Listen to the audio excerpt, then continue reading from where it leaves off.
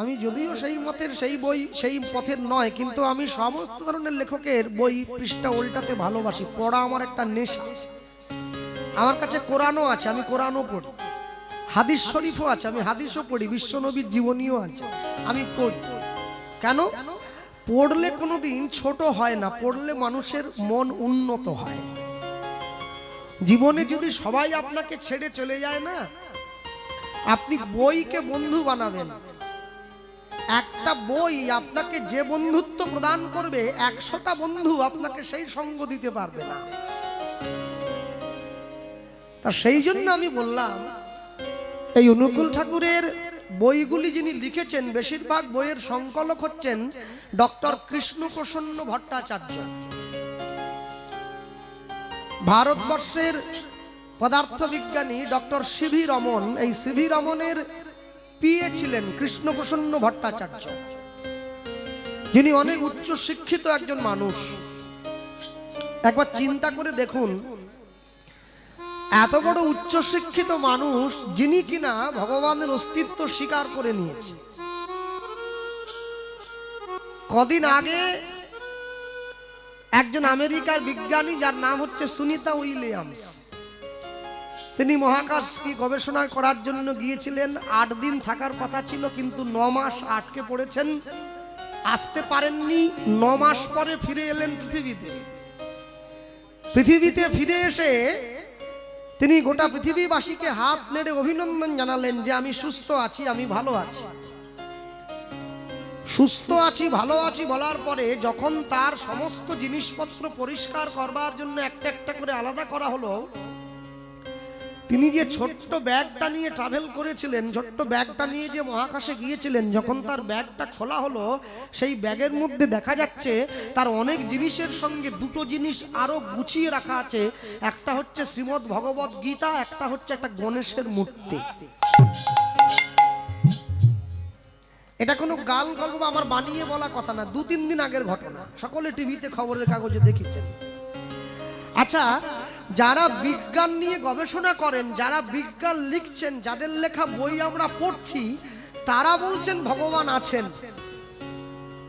আর যারা বিজ্ঞানের বও জানে না, ক্লাস 4, 5, 6, 7 পর্যন্ত পড়াশোনা করছে, তারা হরিসভায় দাঁড়িয়ে মাইকের মাধ্যমে চিৎকার করে বলে, ভগবান যদি থাকে আমায় একটু দেখিয়ে দাও, দেখিনি। আশ্চর্য কি জানেন? যে বুঝেছে সে মুজেছে, না বুঝেছে ভালো আছে, আধা বুঝে তার প্রাণ গেছে। জীবনকে আপনি যত সহজভাবে চালাতে চাইছেন না, জীবন এত সহজ নয়। মিথ্যা দিয়ে সাময়িক জয়লাভ করা যায়, চিরস্থায়ী জয়লাভ করা যায় না। চিরস্থায়ী জয়লাভ করতে গেলে আপনাকে সত্যের পথে আসতেই হবে। আর যেদিনকে সত্যের প্রকাশ হবে, যেদিনকে সম্পূর্ণ সত্যটা প্রকাশ হয়ে যাবে, সেদিনকে মিথ্যাটা পালাবার পথ পাবে না, মিথ্যাটাকে ঘরের কোনায় লুকিয়ে পড়তে হবে। সব সময়ের জন্য মনে রাখবেন, ভারতবর্ষের সবথেকে বড় ক্রিকেটার বিরাট কোহলি, যাকে সকলে জেনে, যার খেলা সকলে জানে, সকলে চেনে। বিরাট কোহলির মতো ক্রিকেটার, যার নাকি পৃথিবীর প্রত্যেকটা দেশে একটা করে বাড়ি আছে, এত টাকা তার, সে গিয়ে বৃন্দাবনে প্রেমানন্দজি মহারাজের চরণে ধুলায় গড়াগড়ি দিচ্ছে, রাধে দয়া করো, কৃষ্ণ কৃপা করো বলে, নিজের স্ত্রী সন্তানকে সঙ্গে নিয়ে। বিরাট কোহলির মতো ক্রিকেটার বৃন্দাবনে ভোজের ধুলায় গড়াগড়ি দেয়, আর আমাদের পাড়ায় পল্টুর বাবা, ও মাসে 20,000 টাকা বেতন পায়, ও বলে ভগবান বলে কেউ নেই, সব আমি। বিরাট কোহলি ধুলায় গড়ে, পল্টুর বাপ বলে সব আমি।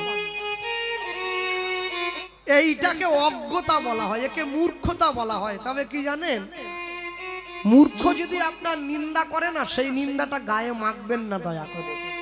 কেন বলুন তো? মূর্খের নিন্দা যদি আপনি গায়ে মেখে নেন, তাহলে তো আপনিও ওর পর্যায়ে চলে গেলেন, তফাৎ কি থাকলো? একটা লোক যদি মদ খেয়ে রাস্তার সবাইকে গালাগালি করে, রাস্তার লোকে কি বলে? কিছু বলো না, থাকো, নেশা করে নিয়েছে, ওকে বলছে বলতে দাও, কিছু বলে না। আচ্ছা, আমি যদি কাউকে একটা গালাগালি করি, আপনারা মানবেন? ছুটে এসে আমাকে চড় দিয়ে দেবে, যে ও তো মদ খেয়েছে, ও বকছে, তুমি কেন বকছো? যে মূর্খ হয় না, যার ঈশ্বর তত্ত্ব সম্বন্ধে কোনো জ্ঞান নেই, যার ঈশ্বরের অস্তিত্ব সম্বন্ধে কোনো ধারণা নেই, তর্ক একমাত্র সেই করে, সেই মানুষকে ভুল বোঝায়। তাই আমি বলবো আপনারা সেই মানুষটার সঙ্গে তার পিছনে লেগে তাকে নিন্দে করে নিজেদের অস্তিত্বকে দয়া করে ছোট করবেন না। এতে করে কি হবে? এতে করে নিজেদের মর্যাদা হারিয়ে যাবে। হ্যাঁ, আকাশের দিকে তাকিয়ে বাঘ বলছে আকাশের রং নীল, শেয়াল বলছে আকাশের রং কালো। বাঘ বলছে না ভাই আকাশের রং নীল, শেয়াল বলে না না কালো। বাঘ বলে তাহলে বিচার হোক। বনের রাজাকে সিংহ, ওর কাছে বিচার গেছে। বনের সকল পশুরা এসে বসেছে, সিংহের একটু মাথা মোটা, যারা মাংস বেশি খায় তাদের একটু মাথা মোটা হয়। সিংহ তাকিয়ে দেখছে আকাশের রং তো সত্যি সত্যি নীল, তাহলে শেয়ালটা কালো বলছে কিসের জন্য? বাঘ এসে সিংহের দিকে তাকিয়ে বলছে ভাইয়া একবার দেখো তো আকাশের রংটা, আমি বলছি নীল, ও বলছে কালো, যদি সত্যি সত্যি তুমি নীল বলো আমি এক্ষুনি ওর ঘাড়ে কামড় দিয়ে রক্ত চুষে খাবো শেয়ালটাকে। সিংহ আকাশের দিকে তাকিয়ে বাঘকে একটা জোরে ধমক দিয়ে বলছে শেয়ালের কথাটাই ঠিক, তুমি ভুল, যাও তুমি 6 মাসের জন্য কারোর সঙ্গে মিশতে পারবে না, একা জঙ্গলে কাটাবে, যাও, এটা তোমার শাস্তি। শেয়াল তো বড় লাফাচ্ছে, আমি জিতেছি আমি জিতেছি আমি জিতেছি। অবধের গোবধে আনন্দ, অবধ ব্যক্তির গোবধে বড় আনন্দ হয়। হ্যাঁ, একটা গরুকে গিয়ে লাঠি দিয়ে জোরে একটা মেরে দিয়েছে, গরু তো কিছু বলছে না, ওর বড় আনন্দ হচ্ছে। যদি ক্ষমতা থাকে একটা বাঘকে মেরে দেখা, তাহলে বুঝবো। হ্যাঁ, এরপরে বাঘ যখন জঙ্গলে চলে যায়, সিংহটাকে ডেকে বলে তুমি আমার ভাইরা ভাই হয়ে, আমার বন্ধু হয়ে বিনা দোষে আমাকে তুমি শাস্তি দিয়ে দিলে। বলে শোনো, তুমি যে বাঘ হয়ে শিয়ালের সঙ্গে তর্ক করতে গেছো, এটাই তোমার সব থেকে বড় অন্যায়। যখনই শেয়ালটা বলছিল আকাশের রং কালো, তুমি যদি সঙ্গে সঙ্গে ওর ঘাড়ে কামড় দিয়ে রক্ত চুষে খেতে, আমি তোমাকে উল্টে আরো পুরস্কার দিতাম। তুমি তা না করে বিচার আবার আমার কাছ পর্যন্ত টেনে এনেছো, তোমাকে সাহস দিল কে? ওই জন্য মূর্খদের কথায় কান দিতে নেই। মানুষের অনেক কথা। হ্যাঁ, প্রত্যেকটা মানুষের জীবনে একটা করে লক্ষ্য থাকতে হয়। লক্ষ্য না থাকলে মনুষ্য জীবন বৃথা হয়ে যায়। লক্ষ্য কিরকম? শিশুর দেখি যে লক্ষ্য মাতৃদুগ্ধ পানে, মাতৃদুগ্ধ পানে। মাতালের লক্ষ্য দেখি মদের সন্ধানে, মদের সন্ধানে। বানরের লক্ষ্য শুধু ফলেরই বাগান, ফলেরই বাগান। শিয়ালের লক্ষ্য শুধু ভাগাড়ের সন্ধান, ভাগাড়ের সন্ধান। শকুনের লক্ষ্য মরা নিয়ে টানাটানি, টানাটানি। নিন্দুকের লক্ষ্য শুধু পর নিন্দা গ্লানি, পর নিন্দা গ্লানি। সতী খুঁজে বুঝিবারে পতির চরণ, পতির চরণ। অসতীর লক্ষ্য হরে কিসে পরের মন, কিসে পরের মন। এই জগতে বারে বারে যেদিকেতে চাই, যেদিকেতে চাই। পৃথক পৃথক লক্ষ্যের মানুষ আমি দেখিবারে পাই, দেখিবারে পাই। কারো লক্ষ্য উচ্চ, কারো নিচ, অতি ঘৃণ্য, অতি ঘৃণ্য। কেহ বা বিদ্রুপের পাত্র, কেহ ধন্য ধন্য, কেহ ধন্য ধন্য। সব লক্ষ্য মাঝে কার লক্ষ্য শ্রেষ্ঠ বলে মানি, শ্রেষ্ঠ বলে মানি। যার লক্ষ্য আমার গৌর গোবিন্দের রাঙা চরণ দুখানি, গৌর গোবিন্দের চরণ দুখানি। জীবনের লক্ষ্যকে নির্ধারণ করবেন। লক্ষ্যটা এমন ভাবে নির্ধারণ করবেন যে লক্ষ্য বস্তুর প্রতি পৌঁছে যেতে আপনার যত কষ্টই হোক, কোনো বাধাই যেন আপনাকে পিছনে ফেলতে না পারে। হ্যাঁ, চলুন। এই যে চৈতন্য মহাপ্রভুকে আপনারা দেখছেন, লীলা মাধুর্য শুরু থেকে বলতে হবে অনেক বড় আছে। এই যে চৈতন্য মহাপ্রভুকে আপনারা দেখছেন, সকলে হাত তুলে খালি গায়ে দাঁড়িয়ে আছে, একটা ধুতি পরে আছে, গায়ে একটা উত্তরীয়, গায়ে কোনো পোশাক নেই। আচ্ছা, চৈতন্য মহাপ্রভু কি সুভাষচন্দ্র বসুর মতো ঘোড়ার পিঠে চেপে আঙুল বাড়িয়ে বলেছিল give me blood I shall give you freedom, তোমরা আমাকে রক্ত দাও আমি তোমাদের স্বাধীনতা দেবো? বলেন না। বিবেকানন্দের মতো পাগড়িও পরেন নাই, সুকান্ত ভট্টাচার্যের মতো গালেও হাত দেন নাই, হাত তুলে দাঁড়িয়েছে। হ্যাঁ, এই হাত তুলে থাকা চৈতন্য মহাপ্রভু যার জন্য আমরা পেয়েছি আজকে হরিসভায় বসে জ্ঞানী গুণীজন সাধুগুরু বৈষ্ণব সমীপে আমরা সেই মানুষটার কথা শুনব। দুটো দেশ ভাগ হয়ে গেছে, একটা ভারতবর্ষ, একটা বাংলাদেশ। বাংলাদেশ ৭১-এর মুক্তিযুদ্ধের পরে স্বাধীনতা লাভ করেছে, এটা ভারতবর্ষ ভাগ হয়েছে। এই বাংলাদেশে একটা বিখ্যাত জেলা আছে, জেলাটার নাম হচ্ছে ফরিদপুর। এই ফরিদপুর জেলার অন্তর্গত ছোট্ট একটা গ্রাম আছে, যে গ্রামটার নাম হচ্ছে কাঞ্চনপল্লী। কাঞ্চন মানে সোনা। যে গ্রামের মানুষের মনোভাব সোনার মতো উজ্জ্বল, কারো অনেক মনে কলঙ্ক নাই। সেই কাঞ্চনপল্লী গ্রামের এক বিধবা মায়ের 11 বছরের ছোট ছেলে, যার নাম হচ্ছে বাসুদেব দত্ত ঠাকুর, মায়ের কাছে গিয়ে বলছে, মা তুমি আমায় আশীর্বাদ করো, আমি মানুষের সামনে গৌরকে এনে দিতে চাই। মা বলছে, তুই পড়ালেখা কর, খেলাধুলা কর, 11 বছর বয়সে কি গৌর দেওয়া যায়? মা, চলতে আরম্ভ করলে লক্ষ্য পর্যন্ত পৌঁছাতে গিয়ে শেষ পর্যন্ত বুড়ো হয়ে যেতে হবে, এখন থেকে হাঁটতে আরম্ভ করতে হবে। হরিসভায় মায়ের কাছে প্রণাম জানিয়ে ছেলে চলে আসছে গৌর খোঁজার জন্যে। রাস্তার মধ্যে যাকেই দেখতে পাচ্ছে তাকেই জড়িয়ে ধরে প্রশ্ন করছে, আমায় বলতে পারেন কোথায় গেলে গৌর পেতে পারি? লীলা মাধুর্য যা পরিবেশন হবে পরম বৈষ্ণব মহাজন শ্রীল বাসুদেব দত্ত ঠাকুরের শ্রী গৌরাঙ্গ। ওই আসছে, রাস্তায় যাকেই দেখছে মহাজন পদ লিখছেন। কি লিখলেন? মোর গোরা গুণে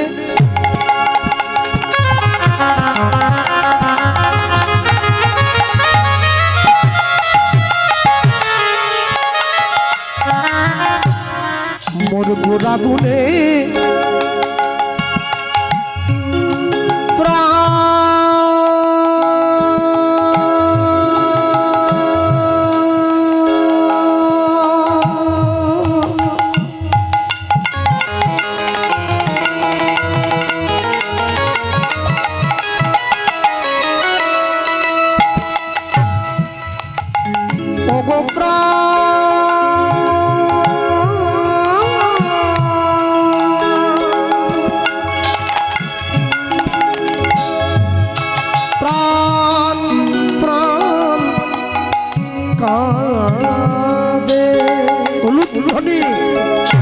গোড়া গুনে গোড়া গোড়া গোড়া গুনে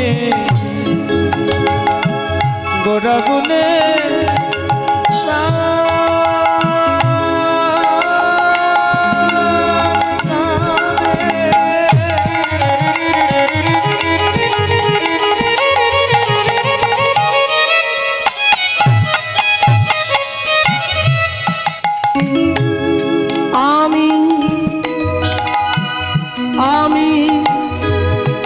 বুদ্ধি করিব গোড়া গুনে গোড়া গোড়া গুনে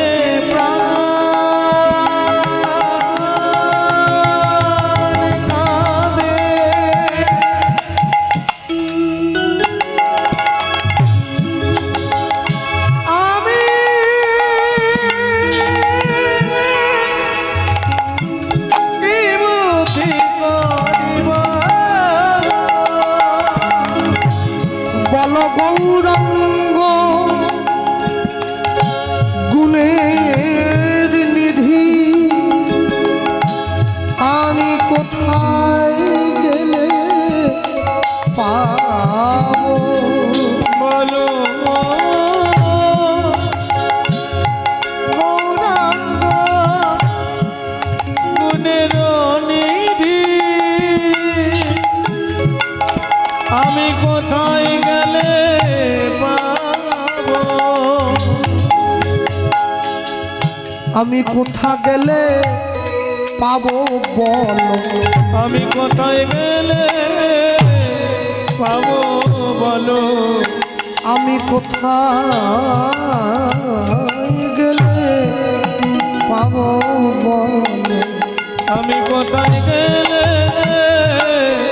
পাবো বলো, আমার মন বড় চঞ্চল হইল, আমি কোথায় গেলে পাবো বলো, শুধুই আমার দুনয়নে আসে জল, আমি কোথায় গেলে পাবো বলো, আমার দুনয়নে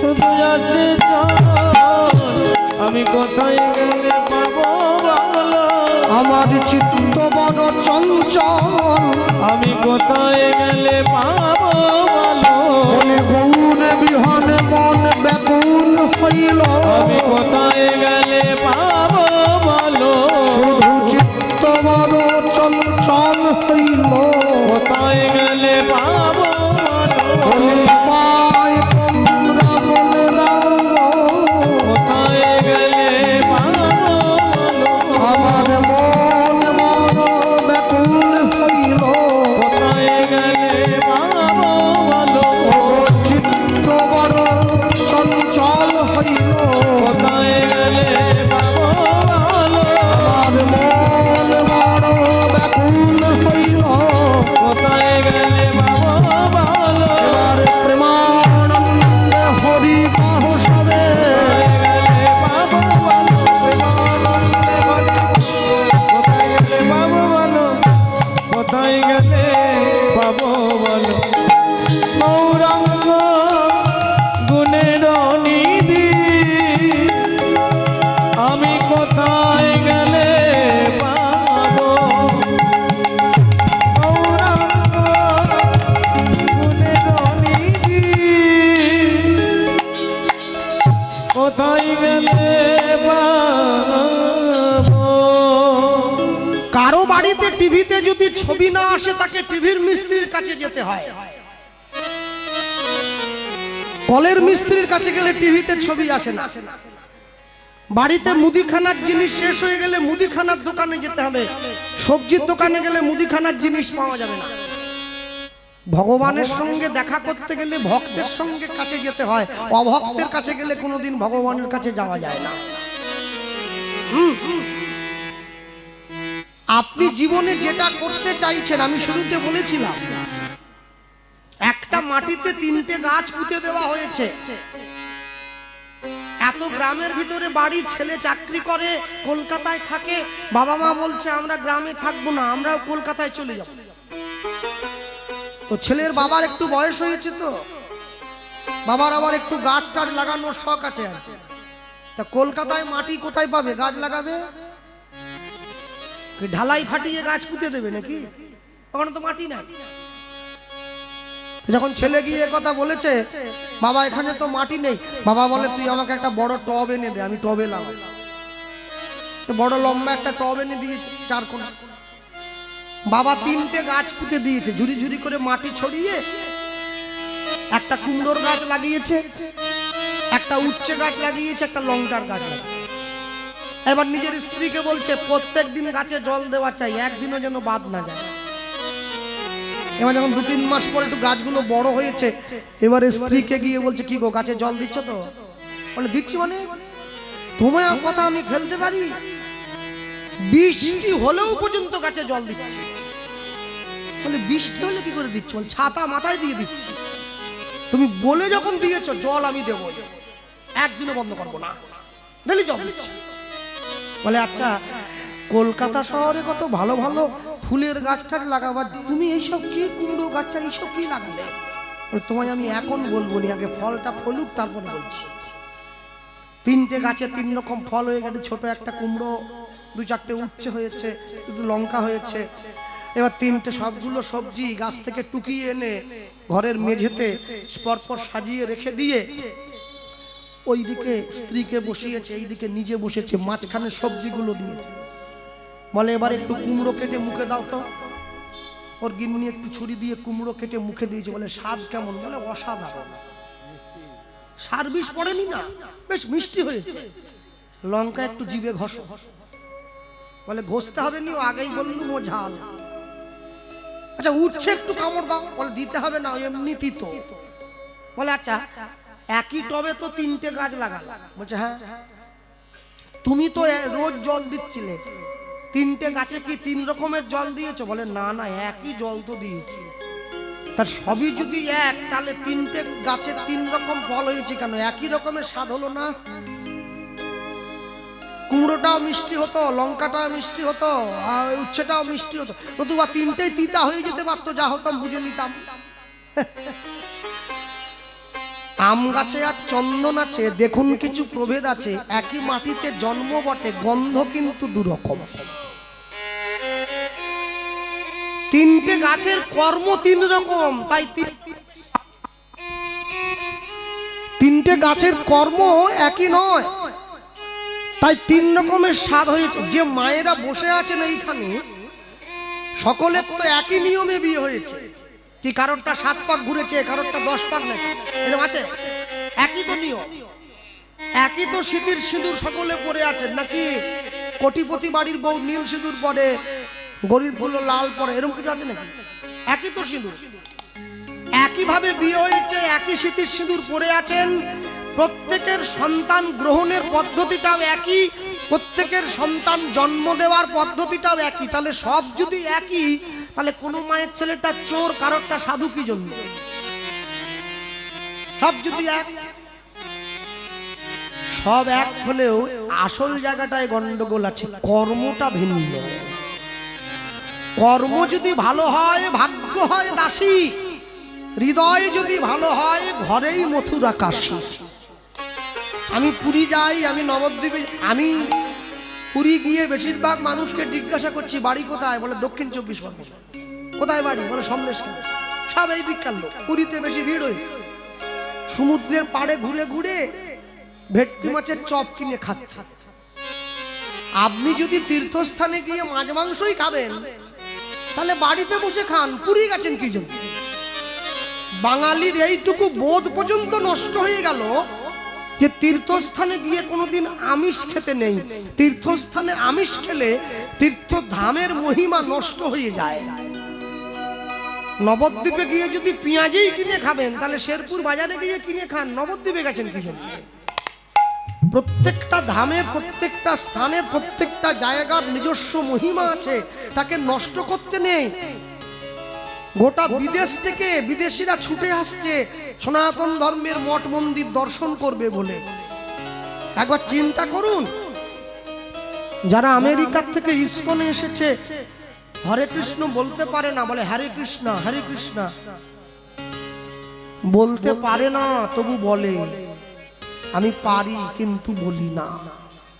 যার দরকার ছিল না সে বলছে, যার দরকার সে বলে না। আজকে আপনাদের গ্রামে কীর্তন হচ্ছে, আপনাদের গ্রামে হরিনাম হচ্ছে, যিনি বৈষ্ণব ঠাকুর আমাকে এসে মালা চন্দন করলেন, তিনি তো ঘরটা পেতেছেন নাকি? তো গ্রামের কোনো মানুষ গিয়ে তাকে প্রশ্ন করেছেন, ঠাকুর মশাই আপনি যে ঘরটা পাতলেন, ঘট বসাতে গেলে সংকল্প করতে হয়, কার নামে সংকল্প করছেন? নিজের নামে করলে তাহলে কিন্তু পিটুনি খাবেন, যদি কারোর নামে করেন তাহলে আরো বেশি পিটুনি। কেন? গ্রামের মানুষের টাকায় হরিনাম হচ্ছে, কারো ব্যক্তিগত টাকা না। সংকল্প যদি করতে হয় প্রত্যেকটি গ্রামবাসীর নাম বলে বলে করতে হবে। বলে সেটা তো সম্ভব না ভাই, পুরো গ্রামের নাম বলেই সংকল্প করে দিয়েছি, যাতে সকলার কল্যাণ হয়। গ্রামের মানুষ হরিনামের কল্যাণ তখনই পাবে, গ্রামের মানুষ হরিনামের কৃপা তখনই পাবে, যদি তারা হরিনাম চলাকালীন গ্রামে সম্পূর্ণ নিরামিষ সেবা করে। তবে আপনার গ্রামে হরিনাম, আপনি সেখানে গিয়ে মাংসের চপ কিনে খাচ্ছেন, এগরোল কিনে খাচ্ছেন, চাউমিন কিনে খাচ্ছেন, ভগবান কি এতই খাবলা খাবলা নাকি? হ্যাঁ, হরিনাম এতই খাবলা খাবলা, গায়ে নাই ছাল বাকলা, রামায়ণ গায়ে একলা একলা বললেই হলো। মানুষ চাইছে এক, ভগবান করায় আরেক। হ্যাঁ, একজনা গান গাইছে, এক বয়স্ক ঠাকুমা বসে কাঁদছে, সবাই বাড়ি চলে গেছে। যে গান গাইছে সে মনে ভাবতেছে যাক কোনো শ্রোতা না থাকলে অন্তত এক বয়স্ক ঠাকুমা তো বসে আছে, আমার গানটা বুঝেছে, দু চোখ একবারে জলে ভরিয়ে যাচ্ছে। কিছুক্ষণ পরে ঠাকুমাকে গিয়ে বলে, যাক মা, তুমি যে আমার গান শুনতেছ বুড়িমা, এই জন্যই আমি ধন্য। বলে, দূর পোড়া মুখো মিনসে কথা কারে, তোর গান কে শুনতেছে? তা তুমি কাঁদতেছ? কাঁদিনি, তোকে দেখে একটা কথা মনে পড়ে যাচ্ছে। কি? তুই ওই যে ছোট ছোট দাড়ি রেখেছিস না, আমার একটা ছাগল ছিল, তার তোর মতো দাড়ি ছিল, সে ছাগলটা মরিয়ে গেছে 2 বছর আগে। তোকে দেখে আমার সেই ছাগলের কথাটা মনে পড়তেছে, আমি সেই জন্য কাঁদতেছি। তোর গান শুনে কে কাঁদছে? মানুষের ইচ্ছে অনেক, ভগবান করায় এক। যে গ্রামে হরিনাম সংকীর্তন হবে, যে গ্রামে ভগবানের নাম হবে, 2 দিন হোক 3টে, কালকের দিনটা পুরিয়ে গেলে তো আমরা আবার যেরকম সেরকম হয়ে যাবো। বাধা দিচ্ছে কে? তাহলে 2 দিনের জন্য বাড়ির মানুষজনকে একটু বোঝানো যায় না যে 2 দিন একটু নিরামিষ খেলে, কুটুম বাটুম যারা এসছে একটু বুঝিয়ে দিলে যে ওরে এই 2 দিন নিরামিষ খা, নগর সংকীর্তনটা হয়ে যাক, তারপরে একবারে সোজা নিয়ে গিয়ে মুরগির ঘরে ঢুকিয়ে দেবো, ধরবি আর খাবি, যত খুশি খাবি। বাধা দিচ্ছে কে? হ্যাঁ, আপনি যদি দাদু হয়ে, আপনি যদি ঠাকুমা হয়ে আপনার নাতি নাতনিকে নিয়ে কীর্তন শুনতে আসেন, ছোট নাতি, ও যদি আপনাকে বায়না করে যে দাদু আমি একটা ডিম সেদ্ধ খাবো, আপনি কিন্তু না বলতে পারবেন না, কেন? ছোট মানুষ। কিন্তু মনে রাখবেন, ছোট হোক চাই বড়, আগুনে হাত দিলে আগুন কিন্তু হাত পুড়িয়েই দেবে, আগুন বুঝবে না আপনি না জেনে ওতে হাত দিয়েছেন। রাস্তার মধ্যে যাকেই দেখতে পাচ্ছে তাকেই প্রশ্ন করছে, আমায় বলতে পারেন কোথায় গেলে গৌর পাওয়া যায়? কোথায় গেলে গৌর পাবো? কেউ জানে না। কে বলছে চিনি না, কে বলছে জানি না, কে বলে বলতে পারবো না। এই বলতে বলতে বলতে বলতে একজন ভক্তের সঙ্গে দেখা হয়েছে, তাকে গিয়ে প্রশ্ন যখন করলো, সে বলছে, খোকা আমি বলতে পারি। এদিকে কি? এই যে মাটির পথটা দেখছিস, এই মাটির পথ দিয়ে সোজা চলে যাবি, একটা গ্রামের পাশ দিয়ে গঙ্গা বয়ে গেছে। যে গ্রামের পাশ দিয়ে গঙ্গা বয়ে গেছে ওই গ্রামটার নাম নবদ্বীপ। ওই গ্রামে গৌর আছে। যে গ্রামের পাশ দিয়ে গঙ্গা বয়ে গেছে সে গ্রামেই গৌর আছে। তাই যদি হয় তাহলে তো ডায়মন্ড হারবারের পাশ দিয়ে গঙ্গা বয়ে গেছে, ওটা কি নবদ্বীপ না?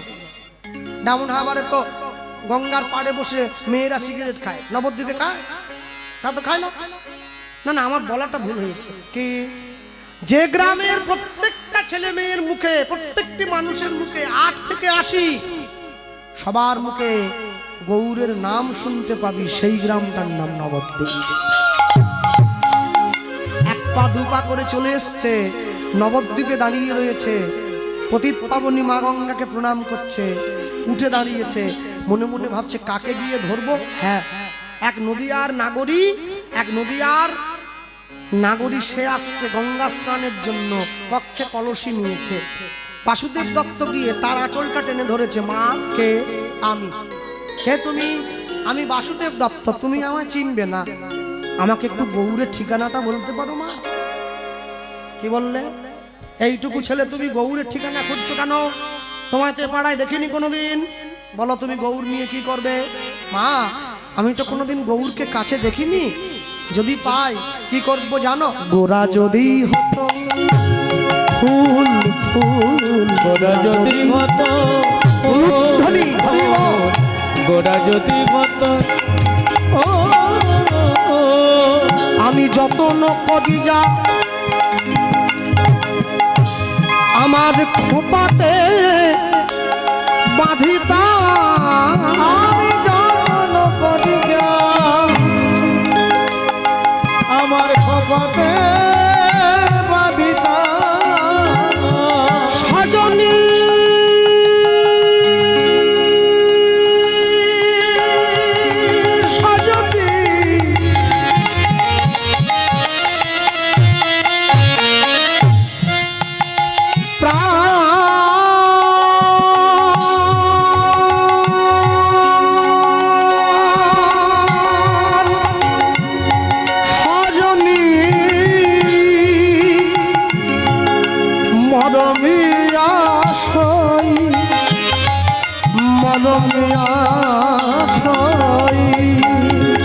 আমি যতন করিয়া খোপাতে বাঁধিতা আমি যতন করিয়া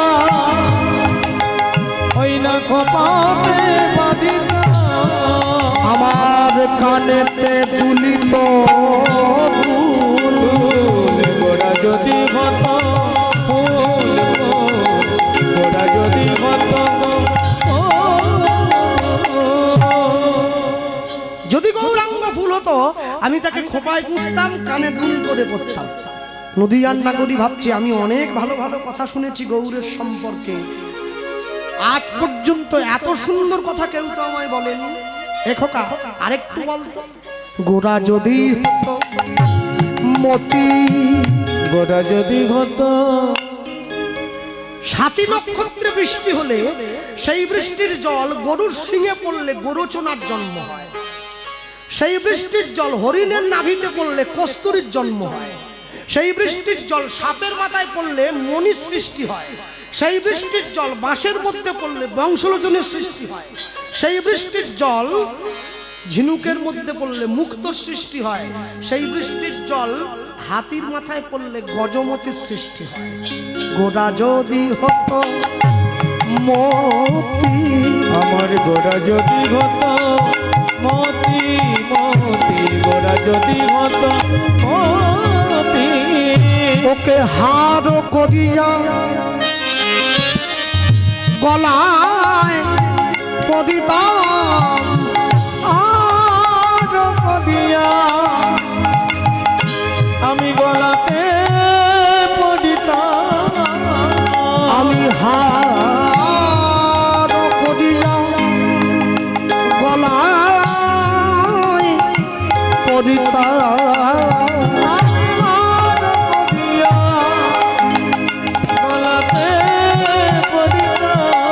শোভা যে হইত অতি অতি গোড়া যদি হত মতি মতি গোড়া যদি হত মতি আরেকটু বলতো বাবা, গোরা যদি হতো কাল, খবরদার যা বলেছো বলেছো, কালো বলবে না। তুমি দেখেছো আমাদের গৌরাঙ্গ কালো কেন? না না, যদি হয় কালো রঙকেও তো মেয়েরা ভালোবাসে, কখন বাসে? গোরা যদি হতো কালো, আমার গোড়া যদি হত কালো কালো গোড়া যদি হত আলো আমি কাজল করিয়া আমার নয়নে পড়িতাম, আমি কাজল করিয়া আমার নয়নে পড়িতাম আমায় কত না দেখাতো ভালো, ভালো গোড়া যদি হত কালো কালো গোড়া যদি হত কালো বৈষ্ণব মহাজন পদকর্তা বলছে, আমি একদম শেষেরটা বলে দেই কি, গোরা যদি হতো মধু, আমার গোড়া যদি হত মধু মধু গোড়া যদি হত মধু এবার জ্ঞান দাসে কয় আস্বাদ করিয়া, ওই না গান দাসে আসাদ করিয়া ও জ্ঞান দাসে কয় আস্বাদ করিয়া, গান দাসে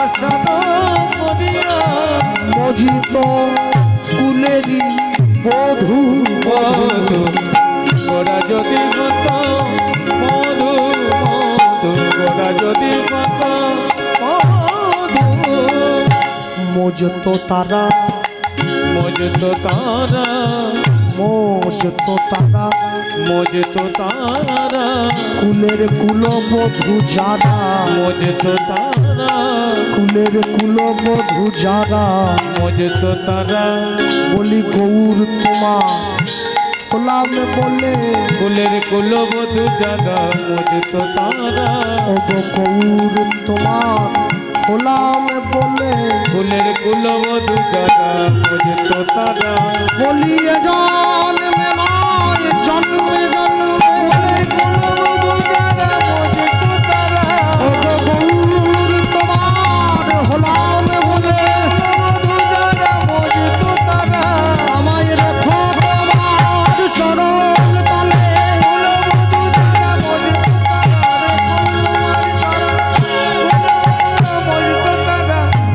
মজতো তারা মজতো তারা ওই না কেন দাসে কয় আশা তো করিয়া কেন দাসে কয় আশা তো করিয়া মজিত কুলের মধু মধু গোরা যদি হত মধু মধু গোরা যদি হত মধু